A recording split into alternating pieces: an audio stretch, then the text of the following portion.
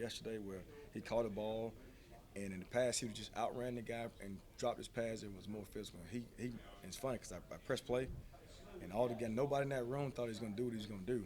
He put on the brakes. Um, One of the defensive guys flew across him. He cut back and went and scored. He has that kind of ability.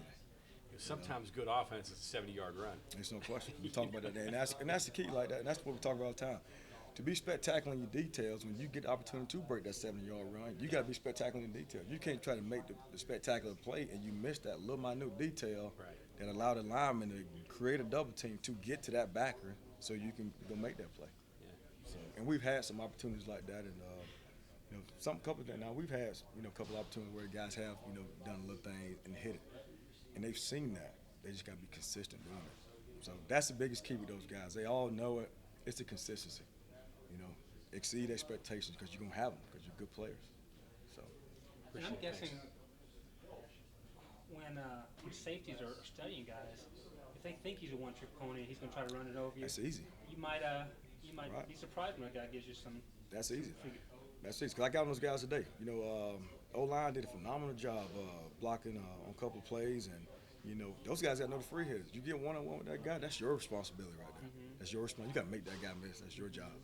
And so when you got a guy that can do multiple things, he can drop his pass and fall forward and create more yards after contact. He has agility to make you miss. That keeps guys on the toes. They don't know what to do. So. On that catch Sinkfield made yesterday, I mean, because I think it's one-handed, right? Left hand. I don't think his right hand even got up. Yeah, yesterday was left hand. Yeah.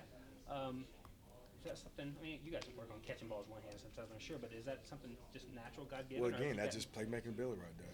Just his competitiveness. Picking up. Like I said, I mean, for him, he's just been. It's all about consistency in every regard. Consistency with your attitude, consistency with your study habits. I always taught those guys about be a pro, train like a pro. Take care of your body, get enough sleep. Prepare the way you're supposed to prepare. They all got the plays. It's just a matter of you taking the time to go study. It's hard. Training camp is hard. No matter where you are, it's hard. So you got to do little things to do it. And I think he's been doing a phenomenal job studying, and that was a phenomenal route. Like that particular route, if you watch the route, he didn't look like a running back, running receiver route. He had a great release. He stemmed the guy inside. The DB got off his grass. He stacked him, and even at the top of the route, where just a normal running back, which none of those guys are, would have just ran the corner. He leaned, head nod, created a little separation, and that little separation was all he needed to make the play. Yeah. And it was that much. Yeah. But it was again, spectacular in detail. What's the detail? The head nod at the top to create that little separation. Because that was phenomenal coverage by Tyke Smith. That's phenomenal coverage. Yeah. Just That's one of those makes you feel good.